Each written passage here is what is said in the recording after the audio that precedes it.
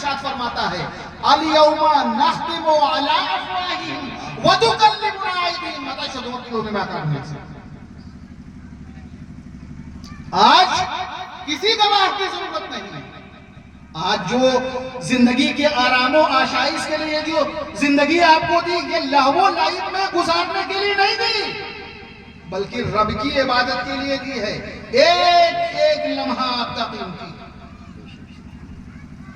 میرے دوستوں میرے عزیزوں سمجھنے کی کوشش کریں زندگی صرف ایک بار دوبارہ نہیں ملنی. دوبارہ یہ زندگی نہیں ملنی. جو کچھ کرنا ہے اسی میں کرنا ہے. جاگنا ہے اسی میں جاگنا ہے. اور اگر کھوئے رہے دنیا کی رنگینیوں میں اور اگر کھوئے رہے دنیا کی دل فریبیوں میں کھوئے رہے اس کے اسرار میں اور کھوئے رہے اس کے ناز و نعم میں آسائشوں میں تو آپ سمجھ لیں دنیاوی زندگی کی مثال اللہ تبارک و تعالیٰ. میں یہ بیان کر رہا تھا کہ جو آیت کریمہ میں نے تلاوت کی الیوم نختم آج جس دن رب کی بارگاہ ہوگی صف در صف ہم وہاں پر موجود ہوں گے. کیا ہوگا اس دن ہمارے لب سل لیے جائیں گے. ختم ہوگا مہر ہوگی. ہم بولنا بھی چاہیں گے تو بول نہیں پائیں گے. ہمارے جرم کے خلاف ہمارے ہاتھ گواہی دیں گے. ہمارے پیر جو دنیا میں لے جاتے ہیں ایک دوسرے کی طرف گناہ کی طرف یہ گواہ ہوں گے. ہمارے کسی گواہ کی ضرورت نہیں. کسی بھی گواہ کی ضرورت نہیں ہے. کیوں؟ کیونکہ لیبلوکم ایکم احسن عملا کا لفظ آیا ہے 29واں پارے کی شروع میں. سورہ ملک کی ابتدائی آیات اٹھائیں آپ کو ملے گا. فرماتا ہے رب قدیر لیبلوکم ایکم احسن عملا. اللہ تبارک و تعالیٰ نے آپ کو یہ زندگی یوں ہی نہیں دی بلکہ اس لیے دیا ہے کہ وہ تمہیں آزمائے کہ عمل کے اعتبار سے تم میں بہتر کون. تو جب عمل ہی پر سارا دار و مدار ہے تو ہمیں ضرورت ہے اس بات کی کہ اپنا محاسبہ کریں. ہم دیکھیں ہم کہاں موجود ہیں. برادران ملت اسلامیہ بہت ہی نازک دور چل رہا ہے. اگر ہم اب بھی نہ جاگیں تو بڑا مشکل ہو جائے گا. بہت ہی پریشانی ہو جائے گی. یقین جانیں اللہ تبارک و تعالیٰ نے آیات کریمہ کی روشنی میں ساری چیزیں بیان فرما دی. چونکہ بہت لمبا وقت نہیں ہے میرے پاس انشاءاللہ العزیز نچوڑ بیان کروں گا اور اس کے بعد آپ سے رخصت چاہوں گا انشاءاللہ. آقائے کریم سرکاری دو جہاں صلی اللہ علیہ وسلم سوچ کر کے تصور میں لائیے کہ جب ان کا جلوہ اس روئے زمین پر رہا ہوگا اور جس لوگوں نے آقائے کریم سرکاری دو جہاں صلی اللہ تعالیٰ علیہ وسلم کی زیارت کی ہوگی اس کا نصیبہ کتنا بلند ہوگا. جس کسی کو یہ شرف حاصل ہوا ہوگا مقدر اس کا سنور گیا ہوگا. جس کسی کو یہ موقع میسر آیا ہوگا اپنے ناس پر سمجھ لیجئے کہ اتراتا نہیں تھکتا ہوگا.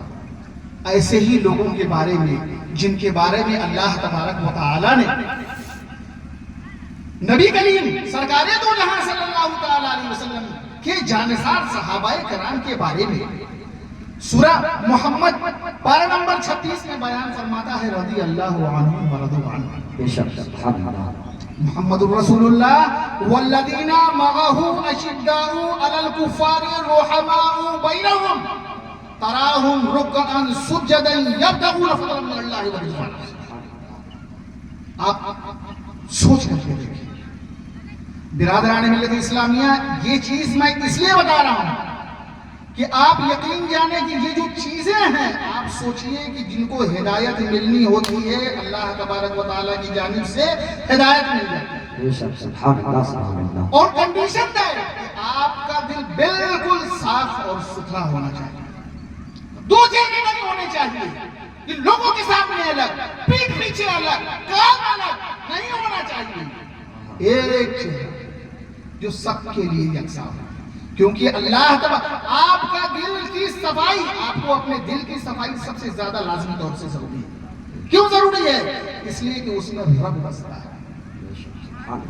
اگر اس میں نفاق ہوگا اگر بغض و کینہ حسد جلن یہ تمام چیزیں ہوئی تو اللہ نہیں ہے. سب سے پہلے ضرورت اس بات کی ہے کہ ہم اپنے دل کو پاکیزہ بنائیں. کیسے ممکن ہے کہ ہمیں اپنے بھائیوں سے محبت ہو, ہمیں اپنے ایک دوسرے کے تعاون کے لیے ہر لمحہ تیار ہوں. ہمارے سامنے اگر کوئی پریشان حال ہو تو ہم بھی پریشان ہو جائیں. آقا کریم سرکار دو جہاں صلی اللہ تعالی علیہ وسلم کی تعلیمات پر روشنی ڈالیں, دیکھیں, سمجھنے کی کوشش کریں. تو آقا کریم صلی اللہ تعالی علیہ وسلم نے زندگی کے ہر لمحے کو کیسے بتانا ہے سمجھا دیا. نعرہ تکبیر, نعرہ رسالت, اور محبت کے ساتھ نعرہ رسالت. جشن غوث الورا کانفرنس, نعرہ تکبیر, نعرہ رسالت. ماشاءاللہ ماشاءاللہ. ایک مرتبہ اور درود پاک کا نذرانہ عقیدت پیش کریں. سلام شفیعنا مولانا محمد بارک وسلم صلو علیہ صلاۃ و سلام علیک یا رسول اللہ, صلاۃ و سلام علیک یا حبیب اللہ صلی اللہ تعالی علیہ وسلم. برادران ملت اسلامیہ, آپ کے سامنے میں اس بات کی کوشش میں لگا ہوا ہوں کہ ہمیں اپنی زندگی کا مقصد سمجھائے, ہدف سمجھنا, نصب العین سمجھنا. برادران ملت اسلامیہ, میں بات کر رہا تھا آقا کریم سرکار دو جہاں صلی اللہ تعالی علیہ وسلم کے زمانے میں کہ کتنے خوش قسمت وہ اصحاب ہوں گے جنہوں نے اللہ کے پیارے حبیب صلی اللہ تعالی علیہ وسلم کی زیارت کی ہوگی. اس وقت بھی جن کے دلوں میں نفاق تھا اور جن کے دلوں میں کدورت سمائی ہوئی تھی, ان کے چہرے کی زیارت کرنے کے بعد بھی مشرف بہ اسلام نہ ہوئے. مشرف بہ اسلام نہ ہوئے. چنانچہ میں یہ بیان کر رہا تھا کہ اگر یوم آخرت پر ہمارا ایمان ہوگا, ہم مسلمان ہیں الحمدللہ, فنڈامنٹل اینڈ بیسک چیز میں سے جو پہلی چیز ہے اس کے بارے میں ہمیں صحیح سے معلومات ہیں. اگر ہم یہ جان جائیں مرنے کے بعد ایک دن ایسا آئے گا جس دن ہماری پیشی رب کے حضور ہوگی, وہاں پرندہ بھی پر نہیں مار پائے. آیات قرآنیہ کی روشنی میں یہ تمام کی تمام باتیں ثابت ہیں. برادران ملت اسلامیہ, سمجھنے کی کوشش کریں. سمجھنے کی کوشش کیا کرنی ہے؟ اللہ تبارک و تعالی اپنے مقدس کلام کی چند آیتیں آپ کے سامنے تلاوت کروں گا انشاءاللہ. کہنے کا ماحصل یہ ہے کہ سورہ قیامہ جو کہ 29ویں پارے میں موجود ہے, جو کہ 29ویں پارے میں موجود ہے. 29ویں پارے کی سورہ قیامہ یہ سورت مکی ہے. مکہ مکرمہ میں جب آقا کریم سرکار دو جہاں صلی اللہ تعالی علیہ وسلم موجود تھے, ان پر یہ سورت مبارکہ کا نزول ہوا. اس میں دو رکوع ہیں اور کلمے 40 ہیں اور حروف جو ہیں وہ تقریباً 692 ہیں. اس سورہ مبارکہ میں اللہ تبارک و تعالی ارشاد فرماتا ہے, چونکہ یہ سورہ مبارکہ عدی بن ربیعہ کے حق میں نازل ہوئی. یہ سورت مبارکہ عدی بن ربیعہ کے حق میں نازل ہوئی, جس نے آقا کریم سرکار دو جہاں صلی اللہ تعالی علیہ وسلم سے یہ کہا, اس نے یہ کہا کہ اگر میں قیامت کے دن کو دیکھ بھی لوں تو ایمان نہیں لاؤں گا. اگر میں قیامت کے دن کو دیکھ بھی لوں جب بھی آپ پر ایمان نہیں لاؤں گا. کیا یہ ممکن ہے کہ مرنے کے بعد ہڈیوں کا ریزہ ریزہ ہونے کے بعد ہواؤں میں منتشر ہونے کے بعد کیا اس بات کی قدرت ہے کہ اللہ ہم کو دوبارہ زندہ کر لے؟ ذہن میں بات نہیں ہے, بات سما نہیں رہی, دل ایکسپٹ نہیں کر رہا ہے, ذہن قبول نہیں کر رہا ہے. یہ کیسے ممکن ہے؟ اس کے جواب میں اللہ تبارک و تعالی نے ایک مکمل سورہ آقا کریم سرکار دو جہاں صلی اللہ تعالی علیہ وسلم پر نازل فرمایا. فرماتا ہے لا اقسم بیوم القیامہ, ولا اقسم بالنفس اللوامہ، قیامت کے دن کی قسم، اور قسم ہے اس ذات کی، اس نفس کی جو بہت زیادہ ملامت کرنے والا ہے۔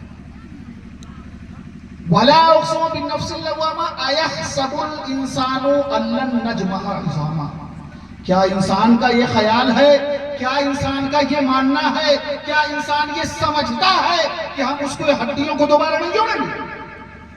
بلا قادرین علی ان نسوی بنانا، بلکہ ہم اس بات پر قادر ہیں کہ اس کے پور پور کو پھر سے دوبارہ بنا دیں، پھر سے دوبارہ زندہ کر دیں، بنا دیں۔ بلا قادرین علی ان نسوی بنانا بل یرید الانسان لیفجر امامہ، بلکہ انسان تو اپنے سامنے کھلی ہوئی چیز کو فجور کرنا چاہتا ہے۔ بلا قادرین علی ان نسوی بنانا بل یرید الانسان لیفجر امامہ یسأل ایان یوم القیامہ، پوچھتا ہے قیامت کب ہوگی، قیامت کب آئے گی؟ یسأل ایان یوم القیامہ فاذا برق البصر وخسف القمر وجمع الشمس والقمر، جب آنکھیں چدھیا گیا، جب آنکھیں کام کرنا بند کر دیں، وخسف القمر، اور چاند جو ہے وہ گہن ہو جائے گا، گہن لگ جائے گا۔ گہن لگتا ہے جب چاند کو تو اندھیرا چھا جاتا ہے نا،